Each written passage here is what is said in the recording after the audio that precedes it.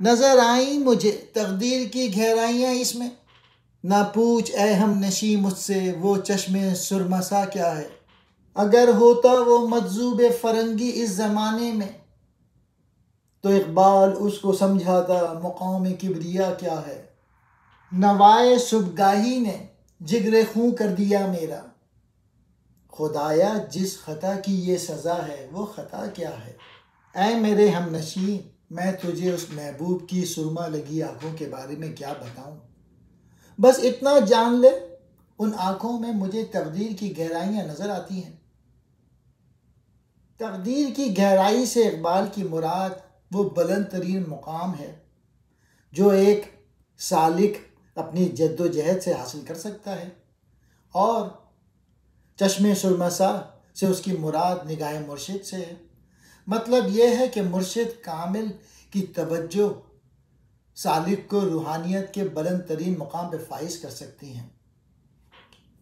محبوب کی آنکھیں اس قدر دلکش ہیں کہ عاشق کو ان میں اپنا انجام زندگی نظر آ سکتا ہے، یعنی یہ کہ وہ جیتے جی اس کے عشق سے رہائی نہیں پا سکتا۔ اگر نیچے اس دور میں ہوتا تو اقبال اسے سمجھاتا کہ مقام کبریا کیا ہے۔ اقبال نے خود لکھا ہے کہ نیچے اپنی قلبی واردات کا صحیح اندازہ نہ کر سکا اور فلسفیانہ افکار نے اسے غلط راستے پہ ڈال دیا تھا، یعنی اس کے دل میں ایمان کا جوہر موجود تھا لیکن اس کا دماغ غلط راستے پہ گیا۔ اس کا قول یہ ہے کہ قوی اور زور آور لوگ کمزوروں پہ حکومت کے لیے پیدا ہوئے ہیں، قوت ہی دنیا کی سب سے بڑی نیکی ہے۔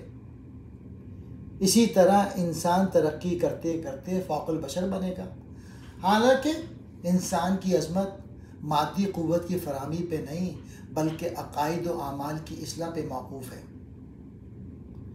اسی طرح وہ عظیم الشان ہستیاں تاریخ کے اسٹیج پہ جلوہ گر ہوئیں جنہوں نے لاکھوں کروڑوں انسانوں کی زندگیاں پلٹ دیں۔ اقبال آخری شعر میں کہتے ہیں، جب میں صبح بیدار ہوتا ہوں اور ملت کا زوال دیکھتا ہوں اور ملت کی پستی اور زوال کے بارے میں سوچتا ہوں تو دل خون کے آنسو روتا ہے۔ آخر میں نے ایسی کون سی خطا کی تھی جس کی یہ سزا مجھے مل رہی ہے۔ یعنی اقبال یہ کہہ رہے ہیں، میں ملت کے لوگوں کی تکلیف اور پریشانیوں کو دیکھ نہیں سکتا اور سب کا غم کھائے جا رہا ہے۔ چشم سرمسا وہ آگ جس میں بہت کشش ہو، ہم نشیں ساتھ بیٹھنے والا، مجذوب فرنگی جذب و مستی کی حالت میں غرق یورپی دانشور، جرمنی کا مشہور فلسفی نیچے۔ نوائے صبحگاہی صبح سویرے اٹھ کر اللہ کے حضور گڑ گڑانا، جگر خوں کر دیا، جگر جو لہو بناتا ہے اس کا بھی لہو بہا دیا، مراد اپنے آپ کو فنا کر دیا۔